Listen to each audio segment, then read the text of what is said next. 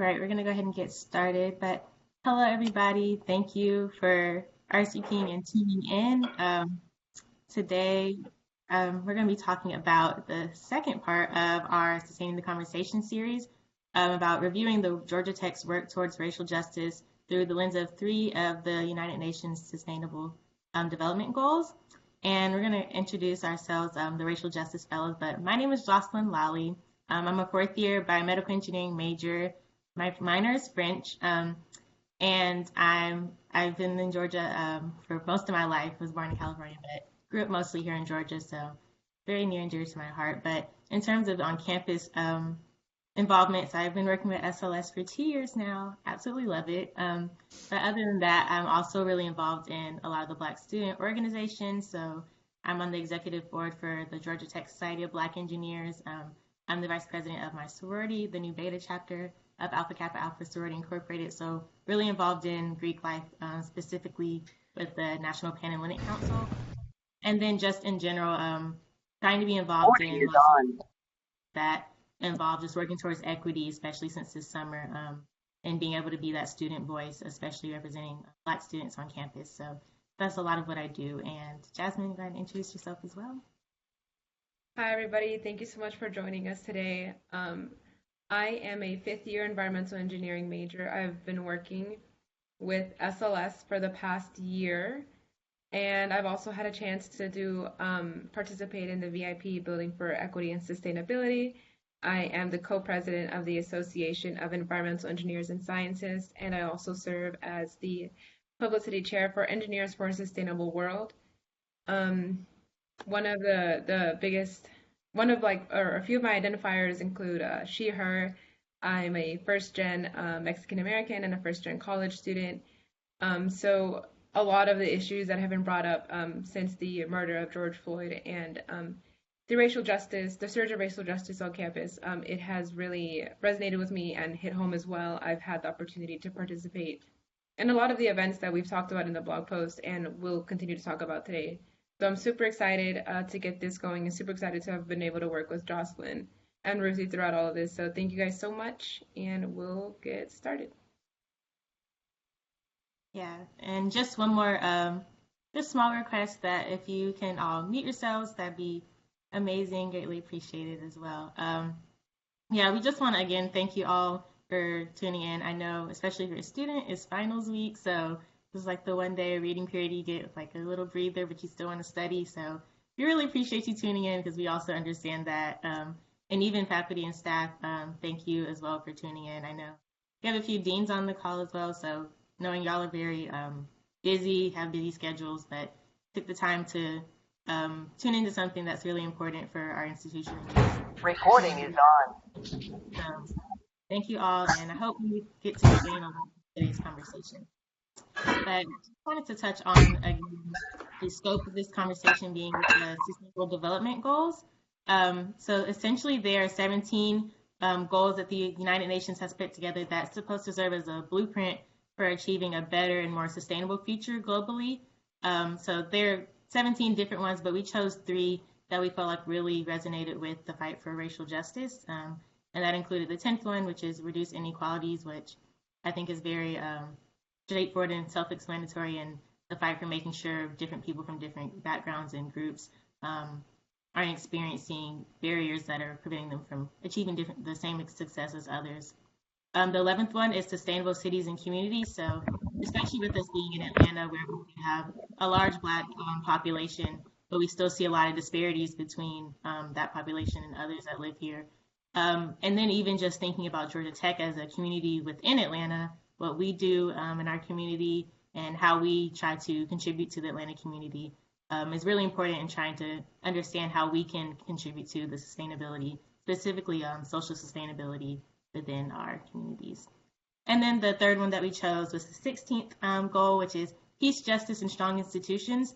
And this one's really important, especially within Georgia Tech and our institution, thinking about the policies and practices that we implement daily and how we're making sure that those are uplifting and helping serve all of our different groups served on campus or represented on campus, and making sure that they're not at a disadvantage to other groups on campus. So And even in that, we have a lot of people that work in the community. We have people, when you graduate, go work in the Atlanta community or other places, and making sure they understand how to implement this as well as they move on with their life.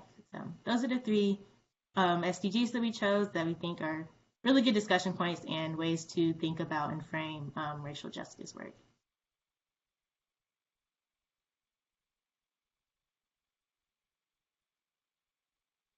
Awesome. So our part one recap was included in this.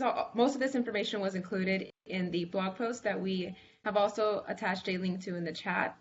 Essentially, the blog post was meant to cover a few of the initiatives going on campus that focus on racial justice, equity, and getting the word out about these things and how they relate to specifically the institute's goals and different departments on campus.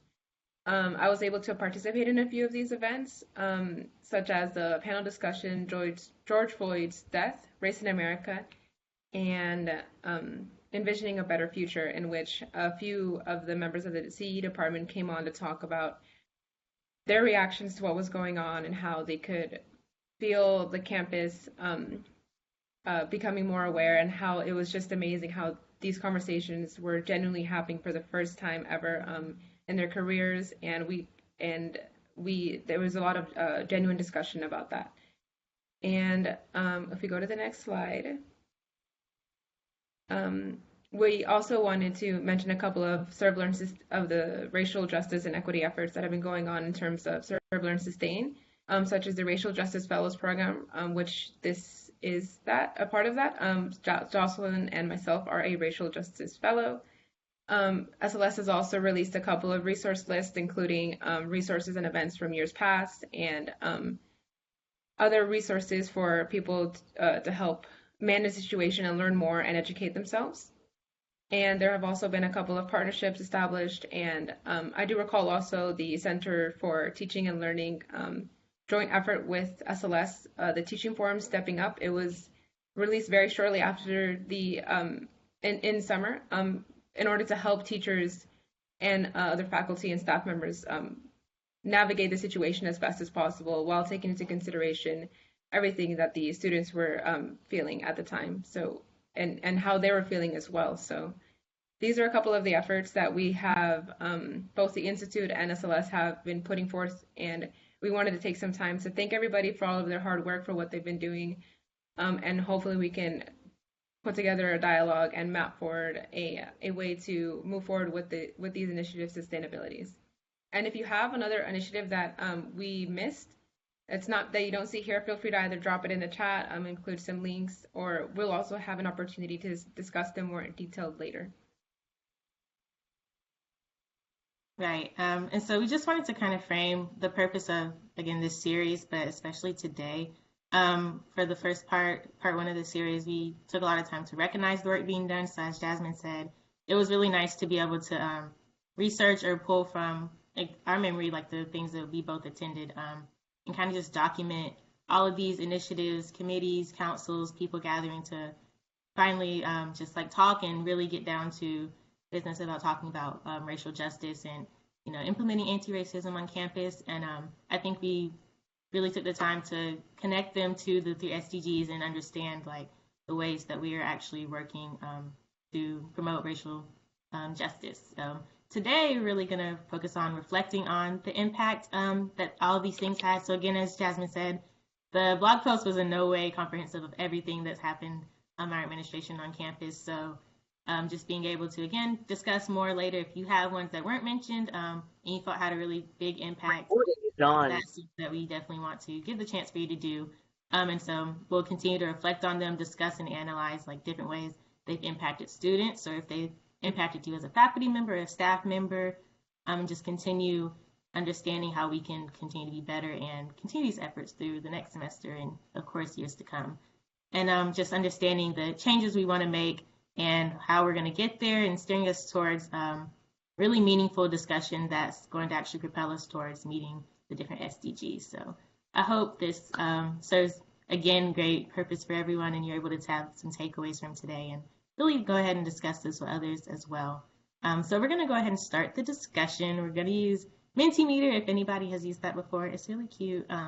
Live feedback. So basically you go to menti.com, which I'll also drop that link in the chat, and you'll enter the code on the screen, and it will. I think the first question is going to ask you for your name, or you can put whatever works best for you. If you're able to do it on your phone, that's probably preferable because Jasmine's going to be showing the results as they pop up for the 3 questions we have on Menti. But if you're doing it on your laptop, that also works, but you won't be able to see the results unless you switch back to the Blue Jeans call. So just make sure you're here to, or switch back to this screen so that you can see the results. And also feel free, especially during this time, to discuss the results after each question. I mean, it's a free space and open space to discuss these questions. They're supposed to be thought-provoking and really get a discussion going. So if you haven't already, go ahead and join the Menti. If you're having issues, also let us know. We hope it works. We've done a lot of troubleshooting. So. Thank you so much, Jocelyn. Yeah, it's just a series of 3 questions. The first one is going to be timed, but do not feel pressured if your answer is not up before the time runs out, which I think is about a minute. Don't worry, we're not here to stress you or actually quiz you guys on anything. There are no wrong answers. This is just an opportunity to get our ideas flowing and get some genuine conversation started. So I'll give us some time to enter in the code. The link is in the chat, and I also pasted the code as well, but you'll still be able to see it at the top. It's 46, 20, 50, and 6. And I actually think I'll go ahead and join on my phone too, just so I can see what everyone else is seeing at the same time, and troubleshoot anything if anything goes south. And also, if you guys have any questions about what's going on, feel free to drop them in the chat or raise your hand or just jump right in. We'll give it until about 1:18, and then we'll get started with the first question.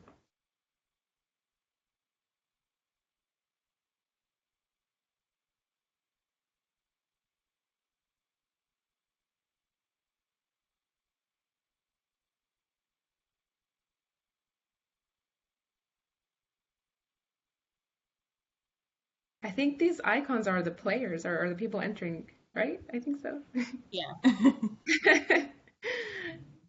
Everybody's something different.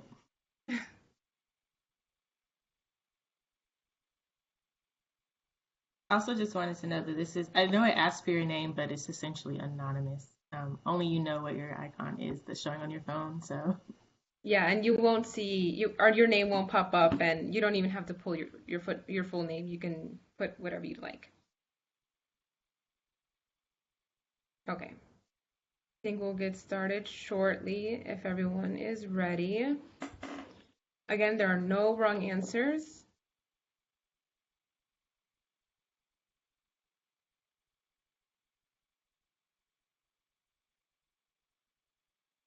Okay, we'll get started. And remember to switch back to the actual Blue Jeans call to be able to see the results. Our first question is, how often are your discussions about racial justice with someone who is not a minority?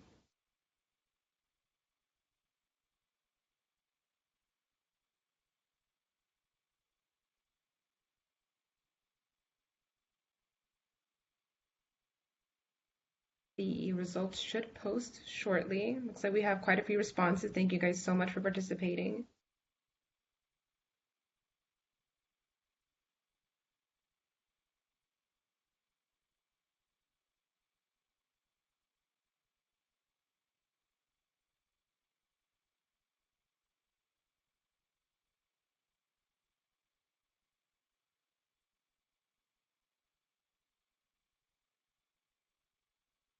Awesome. So it looks like about the majority, but very closely to almost always, is sometimes. So sometimes our discussions are about racial justice are with someone who is not a minority, but almost always they are with not a minority, and rarely are they ever not. And 2 people said never.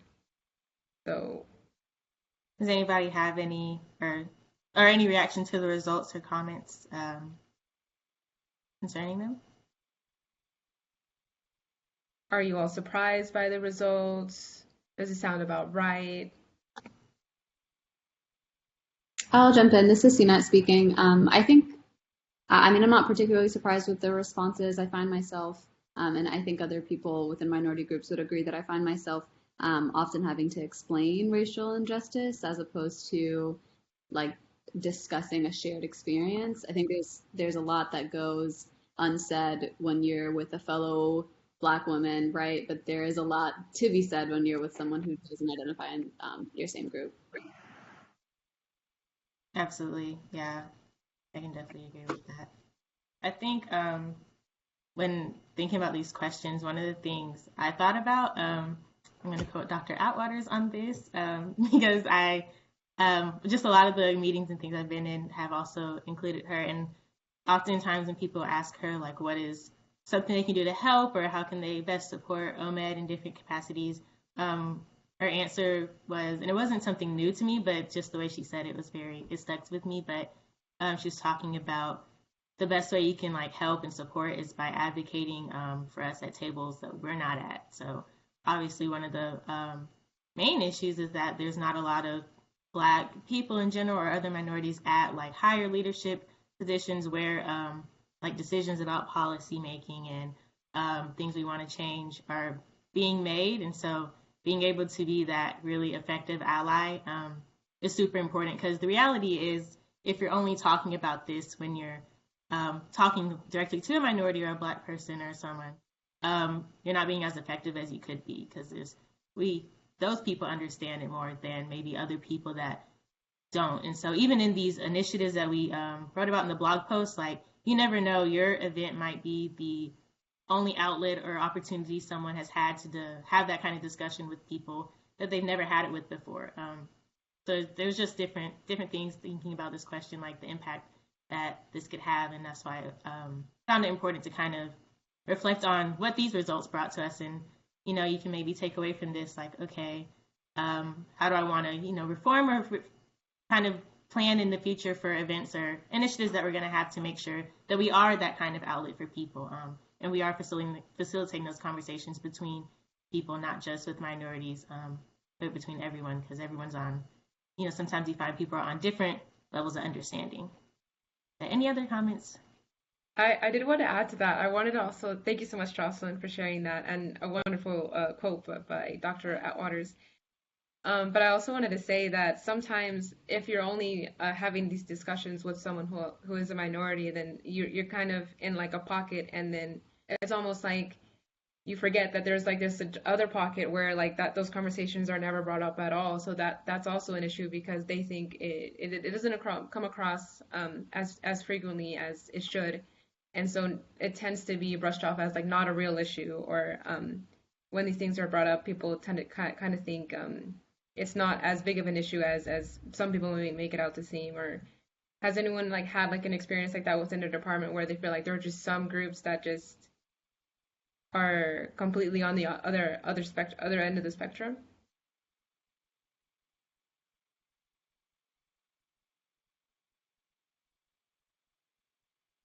If not, then we can move on to our second question. Thank you guys so much for answering this one. I'm excited to see what is said for the next one.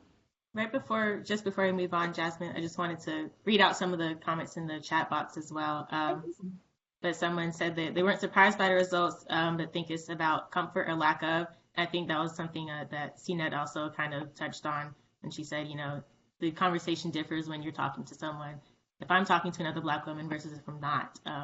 So that's also very real. Another comment was that I think the conversations are different from an in-group versus an out-group kind of perspective. So kind of same idea. It's really, the conversation will differ in those different kind of demographics of the groups that you may be talking to. Very understandable. And then just some points agreeing with what was said. So awesome. Thank you guys so much for the discussion. Let's go on to the next one. Make sure your phone is unlocked. I know mine locked. And it should change on your phone shortly. Oh, has it already been accessible to everybody? Mm-hmm. Oh, awesome. I did not know this. Okay, thank you so much everybody for participating. We already have 18 responses, but the question is, describe social sustainability as you understand it in 3 words. Long lasting, I like that. And I think one of the features of that's cool about Mentimeter is as the same answer is put in, like that word gets bigger. So you see equity, justice are like bigger than other words. So that essentially conveys that more than one person has put that answer, or it's like the most popular answer for that, which is awesome. Hmm. I'm seeing a variation of community, community assets, justice, humanity. Oh, I'm so glad someone said humanity.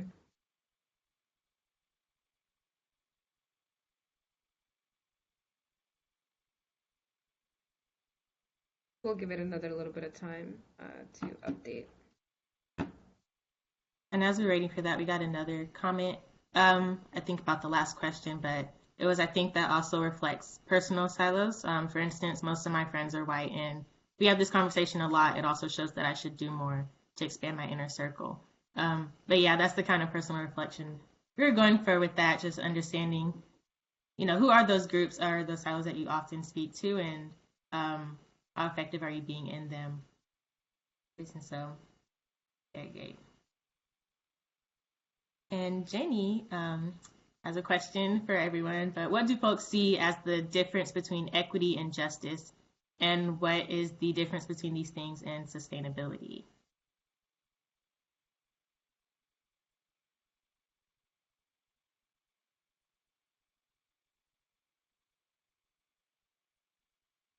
Anybody wants to take a stab at Jenny's very thought-provoking question? Exactly, Isabel.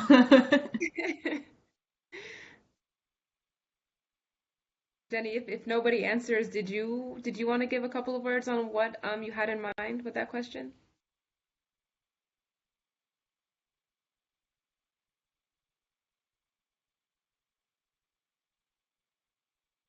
I'd actually, if nobody else answers, I'd love to know what you guys think, because you're both working in a sustainability office on issues of equity, justice, and social sustainability, and I bet you have some thoughts on that. Yeah, I think actually in the latest article that came out about SLS, and it was I think the title is something close to like highlighting SLS's impact since 2016.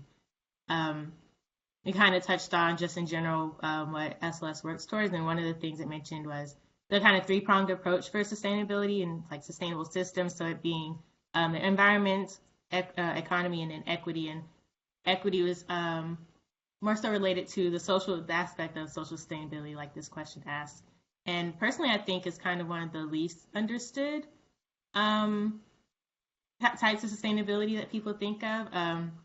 But I think, especially with equity, making sure, I don't know if people have seen, I wish I had a picture right now, but like the drawings where it shows like equality versus equity, where you're giving everyone the same amount, but equity is making sure everybody is reaching the same goal or level. So that may mean this group needs a little bit more than this group. And I think that's like the best way. I've always thought about equity because it's very real. Like some people may need more aid in order to get to these same goals. Because people expect, in general, kind of try to expect a lot of people, and they want to see the same results from different groups, but don't take the time to realize the barriers or disparities that are preventing them from making it there.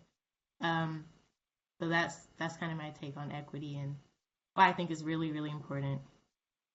Yeah, and I think justice is acting on that and making sure that those resources are provided to the people that are trying to reach the same goals as those that already have those resources and benefits. So I think justice is kind of like evening out that playing field and like actually acting on it and being proactive about it. So that's my take on it. Is the chat saying anything? Yes, absolutely. I'm trying to find the beginning of it. There's been quite a few. But someone said, I see equity as fair distribution of resources and justice as the process that brings about equity, which I think yes, that's a very good summary of what we were just saying as well. Um, there was another one. Oh, it keeps scrolling down as people send things. but I'm glad you're also speaking in the chat. Yeah. There was another question or comment that says equity relates to something useful and of value. Equity is no good for anyone if the tangibility is useless or of no value to the person. Yeah, I think that's really important in understanding if you're being, if what you're working towards is actually going to have a tangible impact. Because sometimes you see work that's going on and you're like, but is this actually going to, manifest into something that's going to be supporting and aiding that group that you're working for? Let's see, another justice as it's been practiced for many years is not equitable. Our system is built on racism. The current system isn't sustainable for everyone and is not sustainable in the least. In order to be sustainable, justice has to be equitable. Systems like mass incarceration have to be eliminated and so many others. Yeah, I think that's also a great point about there's always the conversation of like reforming versus just kind of starting over with a new system, and especially with this example of mass incarceration. There's been so many pieces of literature and just conversations about how people see that as like the evolution of kind of slavery and how that has become like modern day slavery. And so, yeah, there's a lot of thought behind kind of what that looks like and how it actually needs to be implemented in practice. Another comment was justice is rooted in law, rules, and equity is rooted in equality. Jenny sent a graphic of what I was trying to verbally explain, so thank you, Jenny, for that. I just love that kind of graphic. I'm a visual person, so that's how I remember a lot of things. Another comment is for people who have more experience with racism, subtle and not so subtle. Yes, it can be exhausting and requires an extraordinary amount of stamina, endurance, patience, and persistence, and not to mention resilience and self-compassion. And thank you for demonstrating those strengths. Thank you. That actually it makes me it reminds me of what I'm seeing right now in the slide where it says normalizing discomfort and new normal were some submissions. Did the people that said those words did you guys want to talk about that? Maybe expand on like what Jocelyn just mentioned about resilience and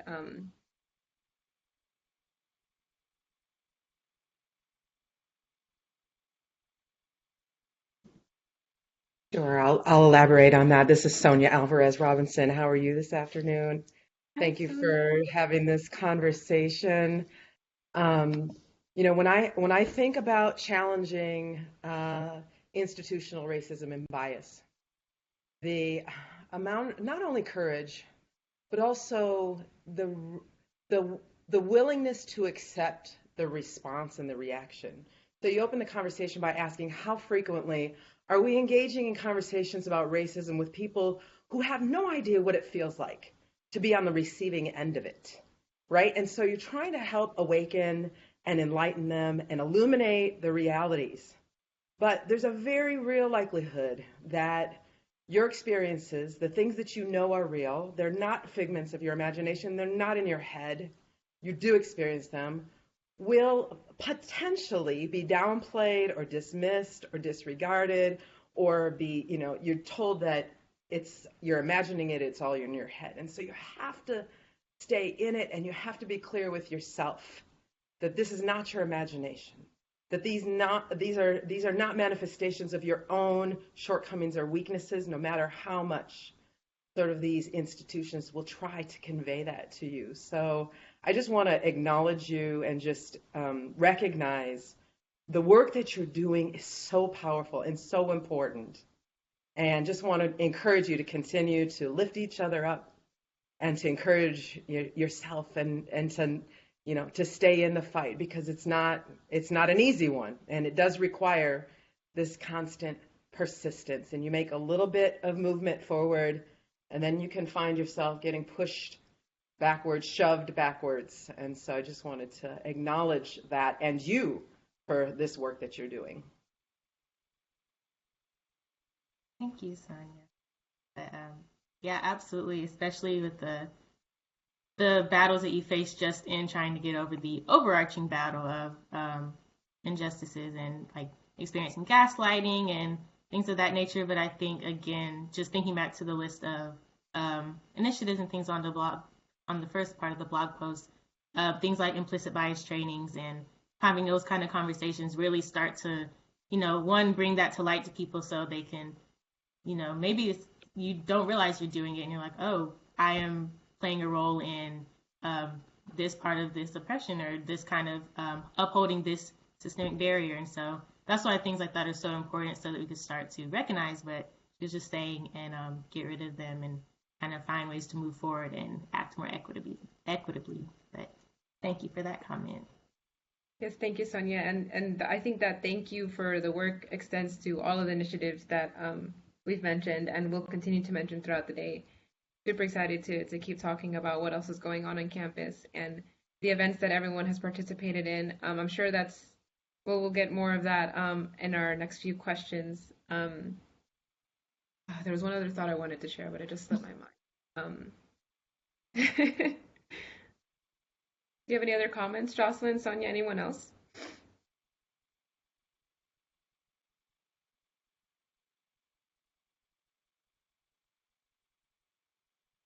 No, we just have some steps for normalizing discomfort. I think that's also very important in this process. And a comment that this whole process is not a sprint but a marathon. So that's also very, very real. But I think we can move on to the last question for the Mentimeter at least. Awesome.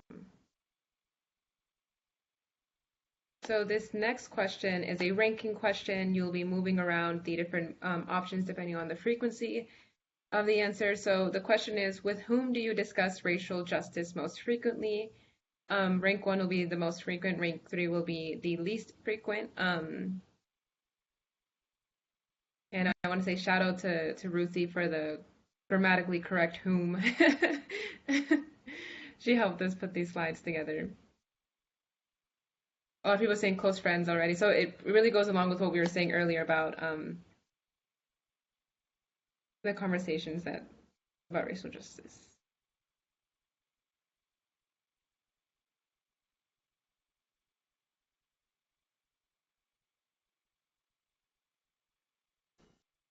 Yeah, as we keep getting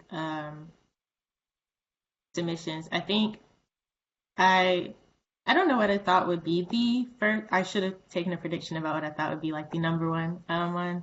But in seeing like spouse and family, I think that has sort of been one of the two main groups, especially since this summer, of kind of holding those kind of conversations. People, when you talk about breaking systemic barriers, a lot of people refer to, we have to not only act on it now, but make sure in the future that we're keeping that up and maintaining that. So once we achieve these goals and start working towards it, that we have someone that's going to continue holding that on, and that goes through like people's children, your spouse, family, of course. So that's a really important one. And even in close friends, again, like all of your friends, you may all work in different industries, so understanding like how people are talking about racial justice in separate industries and how we can continue to work towards that, because we make up a full community at the end of the day, is also really important. But I wanted to read some of the comments. He said, I have the opposite experience from the results. I find it easier to talk to my friends or people my age about these issues rather than my family. And I think that's a very real reality for a lot of, especially students. Nowadays, I've heard very similar things from just my friends in my circle, the people that I talk to. And in the context of the pandemic, these conversations are much harder when they're not done in person. It makes sense to me that these conversations are taking places with people inside individual bubbles. I definitely agree with that. It's definitely harder when you have to take the action of actually clicking on a Blue Jeans link to go face people now instead of just walking or like making a coffee date or things like that. So yeah, definitely can make it more challenging. Yes, if I can add to that as well, I think just being in a pandemic is draining enough, and having to take online classes, especially if you recharge with other people around you, you're missing kind of like that social recharge. So I think that being weighed down by the pandemic, and on top of that, like still having the energy to have these difficult conversations, it's definitely not easy. So that's a really good point that you brought up. There's a lot of people kind of agreeing with Isabel's initial comment about friends versus family, that they find it easier to talk to friends versus their family. Sorry, I'm getting lost in the comments as they scroll in. Um, but yeah, saying I find it much easier time having discussion with all these topics with colleagues and friends rather than family. For me, family means my wife and 2 children who are both in middle school and very inquisitive, curious, and eager to want to do something. I think I also saw a comment about the results varying depending on the person answering, which I think is also real. For example, like I think for myself, I would find it kind of close friends and spouse or family, that area kind of be very similar. Just because knowing myself, like my family, my close friends are ones that understand the most. And so it's easier to have those conversations rather than with peers or colleagues, which are going to be more diverse groups, but also very necessary groups to have those kind of conversations. Also, I'm so sorry if I skipped your comment in the chat box. It keeps scrolling. But if anybody wanted to say anything as well, please feel free to unmute and say Yes, that. this is our Yeah, last I'll one. just, Go ahead. Go ahead. oh, sorry, I'll just jump in. This is Isabel. I definitely agree with what Jerome said about how it really depends on your identity, like how you respond to these questions. And I think that kind of goes back to what we talked about during the last question about like being okay with being uncomfortable and like having those harder conversations. And I definitely know for me, I just feel more comfortable having these harder conversations with my friends than I guess when I consider my family, I'm thinking like my grandparents, right? So I think that finding how you handle the discomfort and also encouraging others to handle the discomfort is really important and definitely something I need to work on, like with my family group, because at the end of the day, we should be talking about all of these things with all 3 categories as much as possible, right? If we ever want to make any kind of change. So yeah, thanks again, Jocelyn and Jasmine. Love you guys. Thank you, Isabel. Love you too. So glad you're here. I see a lot of, I guess, perspectives from like parents about um, how they talk to their children about it, and it's really helped them. I think one thing um, that I've heard a lot of is like the personal conviction people feel to like actually want to have these conversations, and I think family can be one of those like tugging pieces of like, no, I really want to, start having these conversations because you start thinking of your future, like what you want your kids to be when they grow up, how you want them to navigate conversations with their friends and the people they interact with. And so that's also another observation, I think. Family is like a very, like again, since this summer has been a very integral piece in kind of getting some of these conversations started.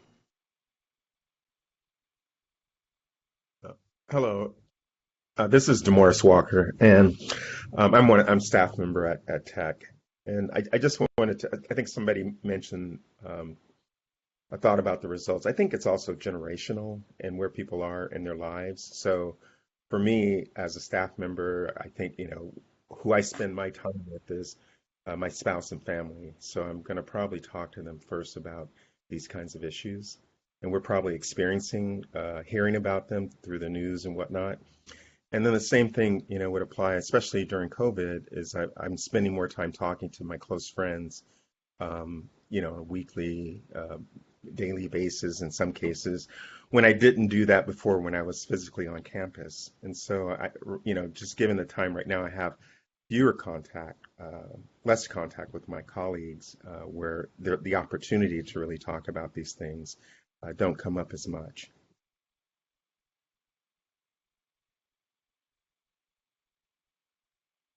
Absolutely. I wanted to add that I've been grateful to Georgia Tech's resources that are made public that can maybe be used to facilitate these types of conversations. I'm a graduate student in the biomedical engineering program, and there was a program called Experiences of Black STEM in the Ivory, a call to disruptive action that had a lot of Georgia Tech representation as well as some from other universities actually. And I find when I try to talk to my older family members, I sometimes struggle to find the words, but I shared this event with my parents, and my mom actually watched the more hours than I was able to of it. And I thought that was really cool that these institutions can actually make resources available for the general public that can help with this learning for all these different people groups. Because as Isabel said, of course, they all need to be happening. Absolutely, yeah. And another thing I think that made this question really important was, again, thinking about the initiatives and things that Georgia Tech does, and understanding kind of your audience. So, like one department's initiative may be directly reaching out to first year students, and that's who they want to impact the most. Whereas maybe another department's committee is not focused on reaching students, but rather focused on reaching their employees and making sure like their practices and procedure and mannerisms are equitable for everybody that's involved in their kind of sphere. So this wasn't like, again, as Jasmine said in the beginning, there was no like wrong answer to this, but it kind of also depends on like where you put most of your time and effort. Like it was mentioned earlier that now that they're home, they're able to talk to their family more about these kind of things. So it's just another great reflection point about, you know, your personal life, and then also when you are doing your work or being a student or thinking about your extracurriculars, who are the people that you're able to discuss this with the most often.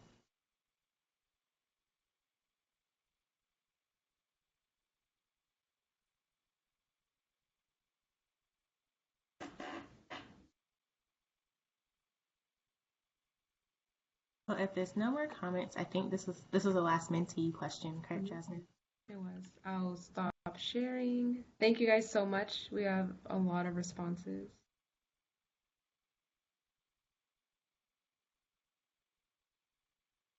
I think Ruthie was going to share her screen again with the slides. Awesome. Thank you so much, Ruthie. I can see the chat now. Awesome.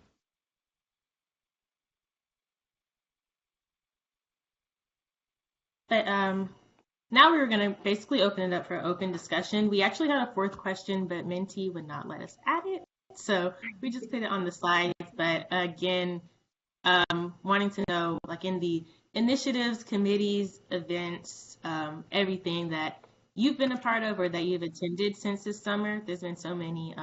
But if there were ones you thought had the most impact, maybe for you personally, or you think have impacted campus the most and incited the real kind of change that we want to see.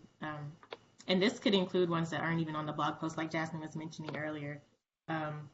Different things that, again, the list was not comprehensive at all. We would be writing for forever to include everything. So just giving the opportunity again to highlight other initiatives and hard work that's been done around campus concerning achieving racial justice.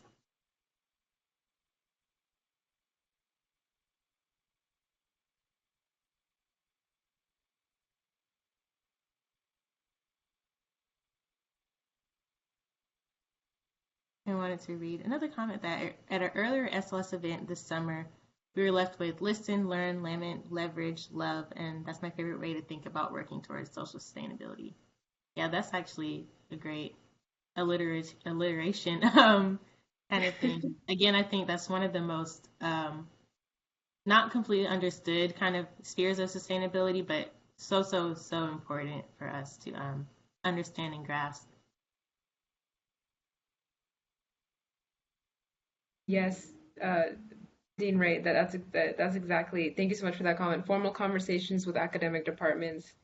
I felt really deeply impacted by the panel discussion. I believe I mentioned it on the previous slide, but the exact name escapes me, but I know Dr. Adjo Metkuzi Kennedy moderated it, and it was just, it really hit home because a lot of my professors, a lot of people that I interact with a lot through the Institute, were the ones giving their testimonies and explaining their experiences on campus. And it was a very authentic conversation. So if you are on the call and you were on that call as well, feel free to speak up. I think that was a great way for the CE department to talk about what was going on and in such a timely manner as well. Right. I did whenever you want to go. Can I add? This is Dean Ray. Can I add something? Please. So I just want to add something. So I'm very familiar with the ones that biomedical engineering had because my director Karen Yu was a part of those conversations. I had another one. The first one with civil went so well. I had another one with civil. I had one with ECE, and so forth and so on. And first of all, I just want to say thank you to those students who were willing to share their story. It took a lot of courage, and I just want to put out there that I think a lot of times we put too much emphasis on students from underserved and underrepresented groups sharing their story. And I think we just need to be cognizant of that. It's like we also need to think of other ways on how to reach people versus it's always the underrepresented and underserved sharing their stories. But thank you to all the students who were willing to share their story. And I know that students who shared their story were willing to do so, but at the same time, people have to understand kind of like the context of that and what it does to those students sharing the story. Yeah, I think that's super, super important. Even speaking from personal experience, like, you get called on to share your story or your sentiments so much. And I don't know if you've ever like kind of thought about something so much at some point you're just like, what am I even saying anymore? You start kind of how Sonia was referencing earlier, like you have to really be grounded in understanding, like, no, this is my reality and this is what I understand to be. And so, yeah, I think there's also been kind of hints at the idea of like tokenizing people.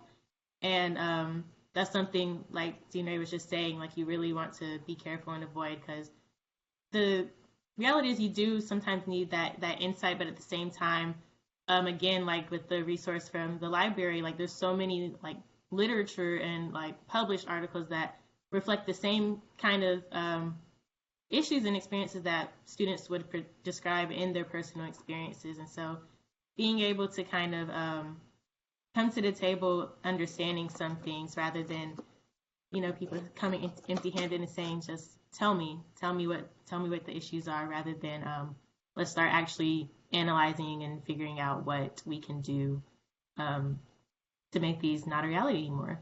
So yeah, that's a very big thing. And I think a lot of people are at that point and trying to understand how to actually make that happen and navigate that and not burden students to continue to tell their stories over and over and over. And then wonder, when will we get the results, the fruition of that kind of work? One of the themes for the initiatives that we were looking into for the blog post was a call for action about this exactly, that you don't want to only call in these students of underrepresented minority backgrounds just when it becomes an issue about you don't want to just call on like Black students when it's a Black issue. You want to incorporate them in other institute-wide initiatives and compensate them if they are called on for specific issues. That was one of the common themes in the initiatives that we were looking at. Yes, people can go back to the recorded sessions, and there's quite a digital footprint for the resources and initiatives that we've discussed. And thank you so much, Sonia, for the explanation for the definition of tokenism. She says, tokenism to me is when you ask one person to speak on behalf of a total population without regard for the value of each individual's journey. Mm-hmm.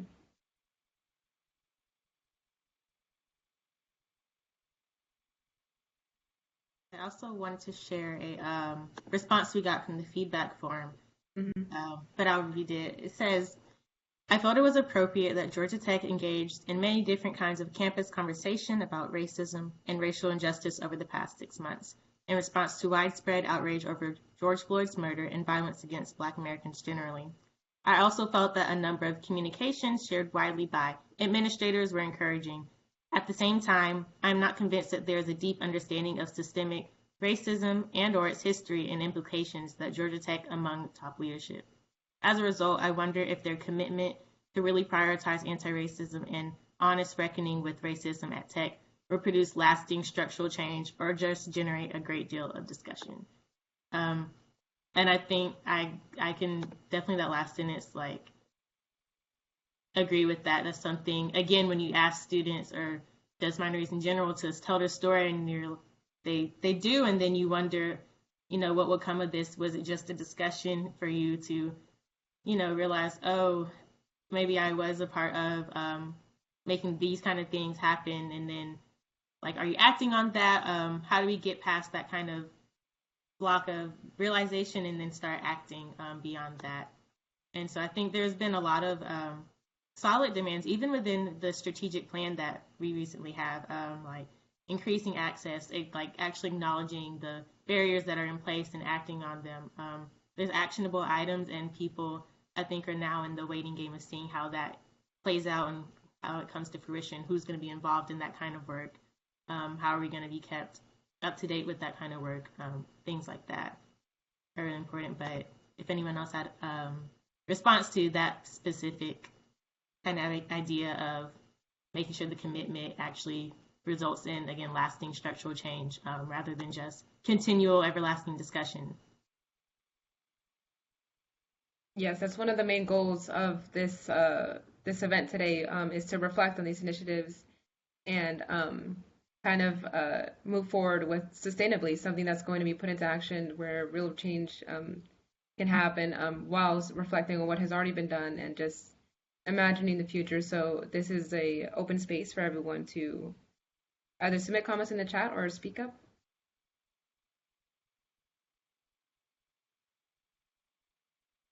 Jocelyn, I'm glad you mentioned the Institute strategic plan, because really throughout the plan, there are a tremendous number of efforts related specifically to diversity, equity, inclusion, social justice, and the implementation. You're absolutely right. That is going to be where we really is the test of our commitment, is putting that into practice. And so I'm looking forward to opportunities to really engage people in mobilizing that plan, to making it come to life, to putting it into a sequence and order of prioritization so we can tackle the things that are really foundational first. It's a 10-year plan. It's very ambitious. There's a lot of work to do, and there's plenty of work for everyone. So looking forward to see all of you involved in that process.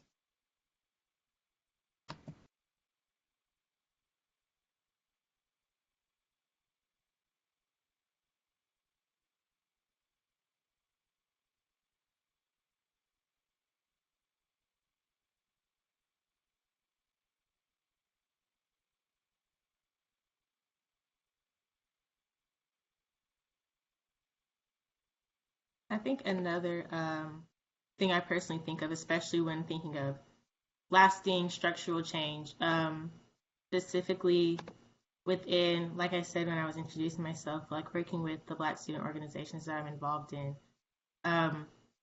when things change and or new things happen, and you think about who's planning these things. So like someone mentioned, I think Isabel, like that we need Black voices in every conversation, which is very true.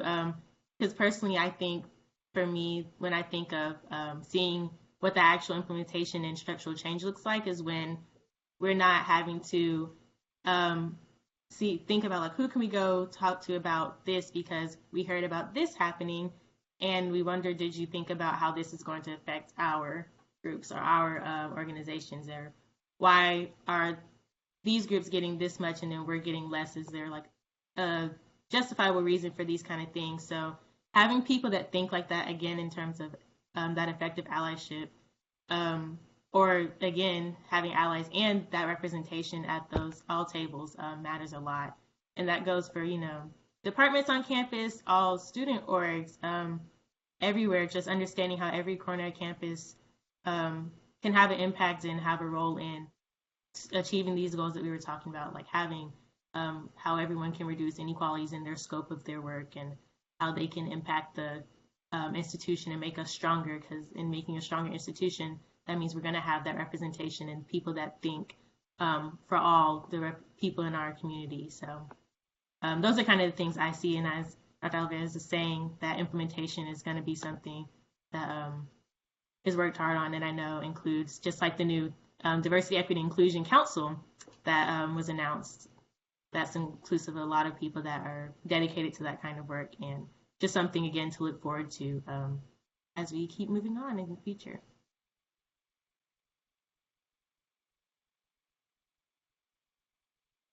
One of the comments over here in the chat, the people from Daryl Gray or Graydale, I'm sorry if I switch those around, but the people who need to attend these types of events usually do not attend. That's why we keep having these conversations.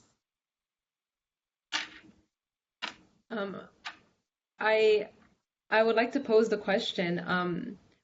Well, there are currently training efforts that are required, equity training efforts by the Institute, but what are other ways that we can kind of like bridge that gap in terms of engagement? I believe that one of the ways that we can do this, and I'm sorry, it doesn't look like my video is working. This is Jerome Stevens. I love a great training, and you're all doing great work. But I think modeling these conversations as supervisors, so people who are supervisors and have staff, creating space for these dialogues to happen on a regular basis. And I think when we talk about who isn't in the room, it's often some of the people who could be building these conversations for their own staff and creating office and department environments that encourage active planning and informed action around issues of race and racial justice. When we go back to that first conversation, about equity and justice, as I think equity is often us recognizing that there's a problem and naming it. These are the ways that we could make things more equitable, and justice is the actively moving forward toward creating the equity. And I think that happens, from the bottom up, and I think when we think about the bottom, it's within our departments with the people that we work most closely with. And to your question about ranking, and I was talking about, our own personal cross sections is, I'm single and I live here in Atlanta, and my family is in Kentucky. So when I'm with them, I'm doing a lot of calling out racial justice conversations. But here is like, I feel like I'm definitely doing it more with my staff and trying to create spaces where I think especially the Black staff on my team feel supported, and I'm like they have a voice. Over this summer, I really hope that I was doing it before, but over this summer, recognizing that I didn't want to put pressure on those staff to, I think, train us once again, so that that we were, but creating space for us to still have good dialogue. So yeah, and that's what, yes, putting it in our day-to-day work. I think talking about how we have our staff meetings, I believe that those are some of the best things that have happened, is watching some leaders around campus do it with their own people. Yeah, I totally agree. I have I can't remember who I was talking to, but someone working in industry, but also said the same thing. Like, they incorporated that in the first 30 minutes of their meetings, and it's just what they do now is the normal. And they say it's helped, especially with kind of getting comfortable with being uncomfortable, as we were mentioning earlier. It definitely helped facilitate that kind of sentiment, so that real dialogue and understanding can come from those. And I think that's a perfect kind of starting point to get those kind of things going. I think there's also been suggestions in the chat. Where we said incorporating diversity, equity, inclusion standards into performance expectations, feedback, advancement, rewards, and recognition, regularly assessing DEI practices, and act on data quickly. And then again, a nod to incorporating it in daily work. Also comment that yes, general managers need to take responsibilities and continue these conversations. We had one conversation and then it stopped, and we have now we're anywhere in our department. And I think that's the fear for a lot of people, that it's the one-off conversation and that's it, and nothing comes up from it after that. And recognizing that that's not the best path to getting towards reaching these goals and reaching racial justice, but rather the continual conversation, continual effort and work is what's important. And another comment, that I think any proposed solution or action plan should avoid one-time programmatic efforts, training that anyone attends once and is not attached to accountability, and the performance of their roles and responsibilities may not be impactful long-term.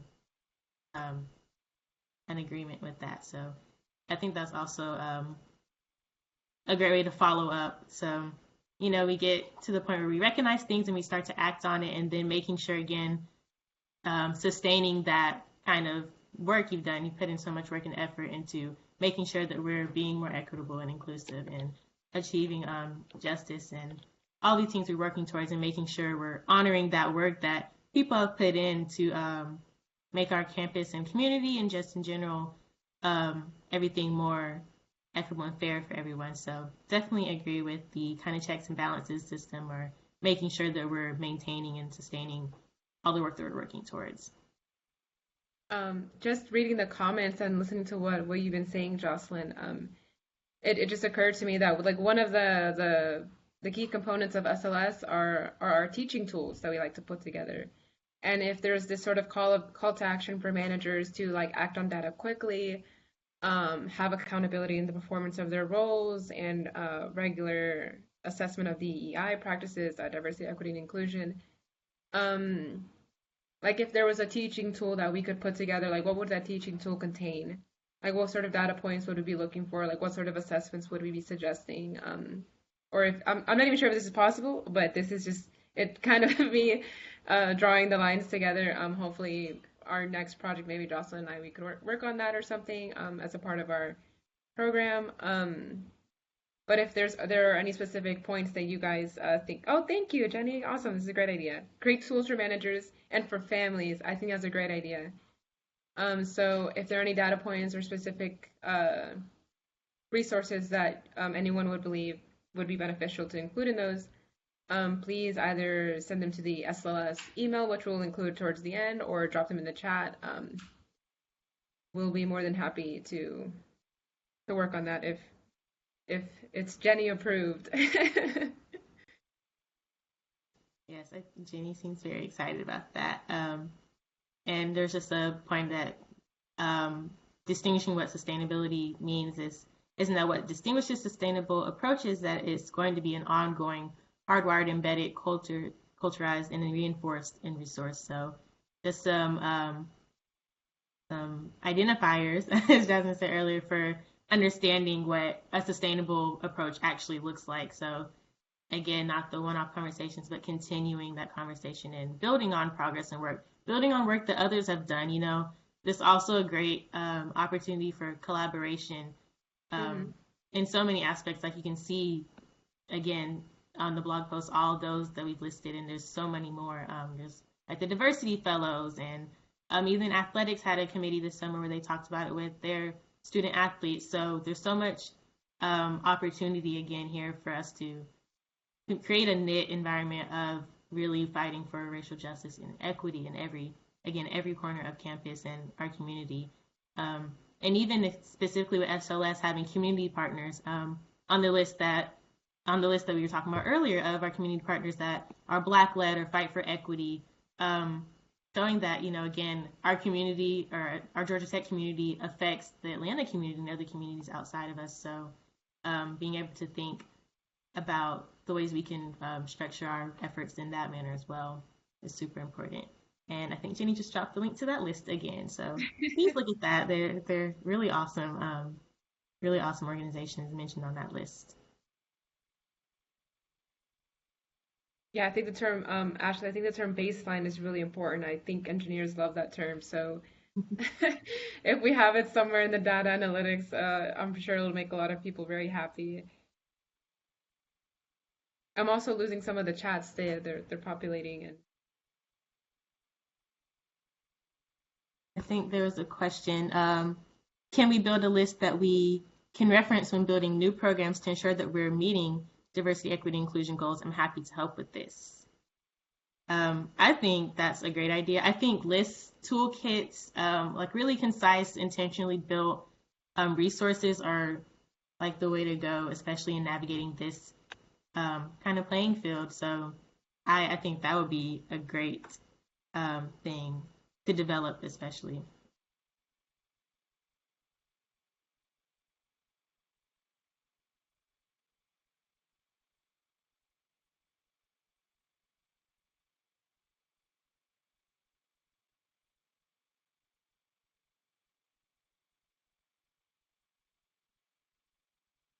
But once again, just wanted to invite anyone if they have any last comments, concerns, questions.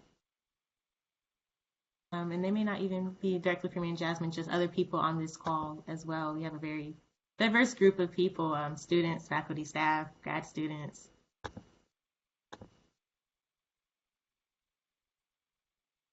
we'll also be downloading the chat to make sure all of the comments are accounted for. We really appreciate all of the engagement that we've gotten today. Culturalized, I think I made up that word. Thank you so much for Jocelyn, coming. I thought it might be neat to hear a little bit from Dr. Atwaters about the RISV collective, which there might be people on the call who don't know much about. Yes. Are you still here, Dr. Atwaters? Are you able to speak? I am here, Hi. and happily can provide a very brief summary because I don't want to hold people. I know we're at the end of the time. Again, I must reiterate, though, this is excellent. Jocelyn and Jasmine, I'm excited to be able to partake of this. The Racial Injustice Sexual Violence Collective kind of emerged similar to some of the things that happen across the campus. In response to a lot of the unrest, but also students' requests, right? Reaching out to OMED about wanting to meet and take action and things like that. So we formed a collective. It has representation of about um, 13 different departments and 13 different student orgs coming together, and it is a four-phased approach. And so we've just finished phase two. The first phase was information gathering. So a lot of the conversations people talk about where are these resources, things like that. A group of representatives took time to pull together, and we did like an annotated bibliography. We also created what we called a gaps, barriers, and areas of improvement table to say what's happening around campus, but how can we capture it? We didn't want all these rich conversations, exchanges in this moment in history to pass without capturing and documenting it in some type of useful, action oriented going forward format. So that was the first phase that resulted in those two resources, a kind of annotated bibliography that people can reference, where to go for things, what's happening, and then also the gaps barrier table. Then there's an admin group that divided up to theme groups. So phase two was the theme groups taking a deep dive and proposing action plans and propose solutions that could move us forward. The focus of the RSV collective, I will be honest, is systemic. It's systemic solutions to address systemic racism and the impact of the Black student experience from all aspects. And so that's where they are. Phase two has finished, so each of those themed groups have submitted those proposals, and we're moving into phase three, which is kind of the accountability and execution phase, and then phase four will be the evaluation phase, and those things probably will happen very much in collaboration with some of the larger initiatives that you all have heard about, both the strategic plan and the diversity, equity, and inclusion efforts. But the collective, I think, kind of came out the gate a little fast, and so it's been an excellent group, and working with that group to be where we are, and hopefully there'll be some results of that implemented throughout the institution pretty quickly here. Yeah, I'm also a part of that collective, and so again, like Dr. Otter said, the goal is to have systemic change, and it's really been rewarding to take the time to really have those conversations and deep dive, like she was saying, into some of these issues and understand the solutions. And it's not always the easiest conversation, even as someone that may feel like they're experiencing some of these issues. So even in my group, like there's alumni that are really dedicated to helping, and then there's students like myself on it, and then there's faculty and staff like that are included in this collective. So it's really unique and great work, and again, hoping to have that systemic change that will better our community and make everything come together, like you were saying. And I think another part of it, like Dr. Howard was saying, is in implementation, like collaborating again and honoring work that's being done. And documentation, I think, is super important. So, and she made me think of one thing specifically. I think this happened before I was even here, and maybe some of you on the call could actually speak to this more than myself. But there was at one point a Black student experience task force, and I only learned of it when the students that were on the task force were getting ready to basically graduate, and they were kind of just relaying that kind of information to other Black students who didn't know as much about it. And the task force went through and had all these kind of objectives that they had delivered. And so, again, honoring the work that's been done, people put in time and effort to really dig deep and understand and present solutions and things that they want to be addressed. And so making sure that we're actually doing that and not letting that work fall by the wayside, but honoring that and continuing to sustain that. So it's amazing to just kind of see that. And again, another effort is really documenting and capturing, like Dr. Atwater said, all the work that is being done around campus, which again was kind of a point for the part one of the blog post, like honoring and recognizing is super important to know that, not only for the work that you continue to do in the future, but just to thank people for caring and just wanting to be a part of that change.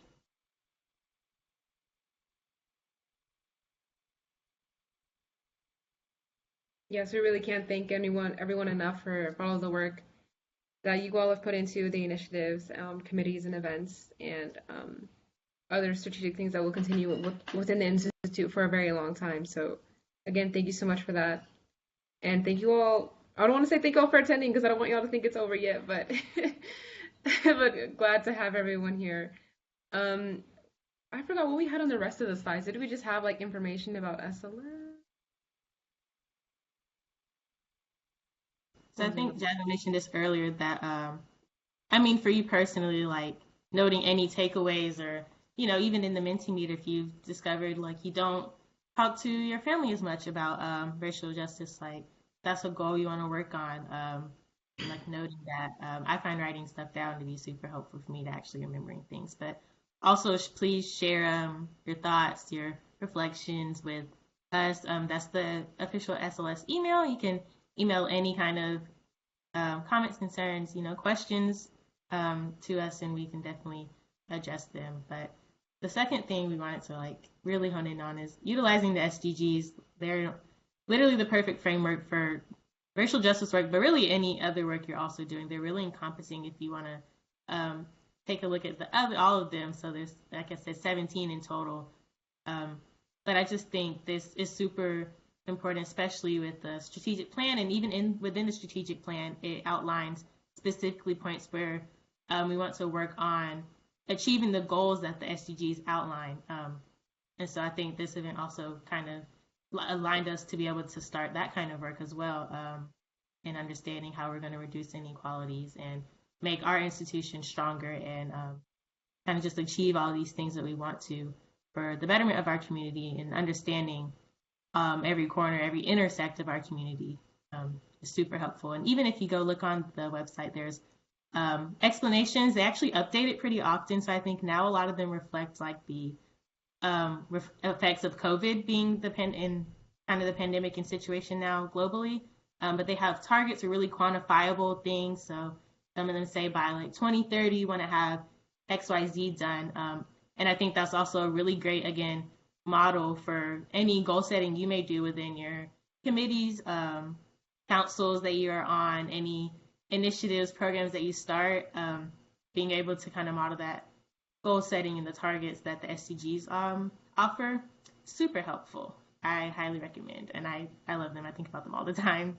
But also just, again, being proud of the work that has been done, is being done, and continuing to advocate for racial justice in any way that you can. Continue to educate yourselves, talking to people, all sorts of things. It's really important and will manifest in the change that we want to see.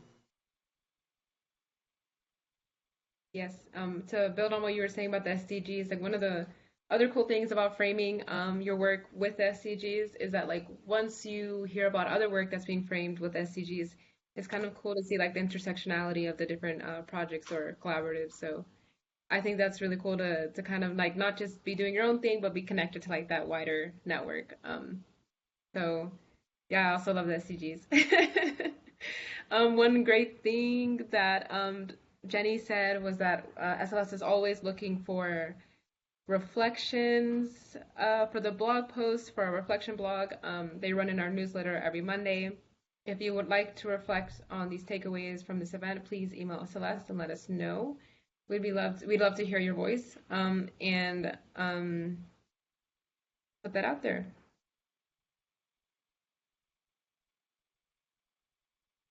Yeah.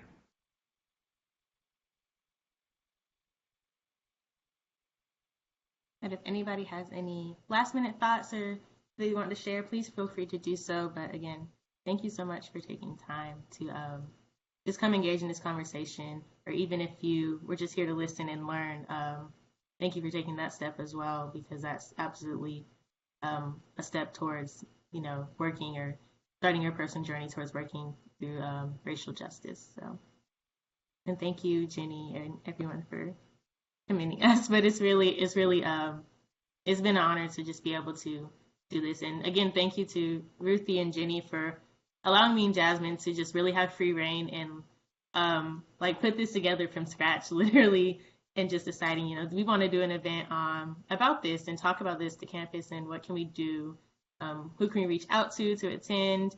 So they were just super supportive and everything. So thank you both for that.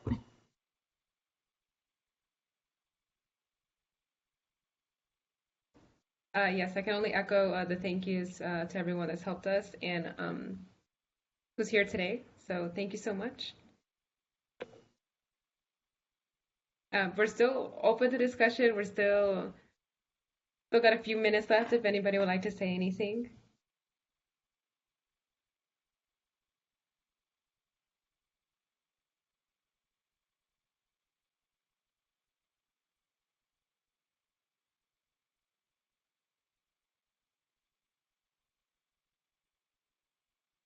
Thank you for bringing us together. I really like the way you said that, Jerome.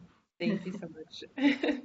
That was the point, to bring together a lot of different kinds of people on campus, faculty, staff, students, undergrad and grad. Because that's the community that we serve in at large. So I'm glad that we definitely achieved that and got that kind of demographic. So thank you for pointing that out, for bringing us together. I like that verbiage as well. But if there's no more comments, then that's also fine. Don't want to, facilitate that awkward silence of just staring at each other. So thank you all so much for coming again. Please let us know your thoughts and comments. We really would love to sort through all those emails. And yes, if you'd like to write a reflection, please let us know as well. But other than that, thank you so much. Have a great rest of your week. Good luck on finals to all the students on the call. Yeah. Thank you so much, everybody. It was great talking to you.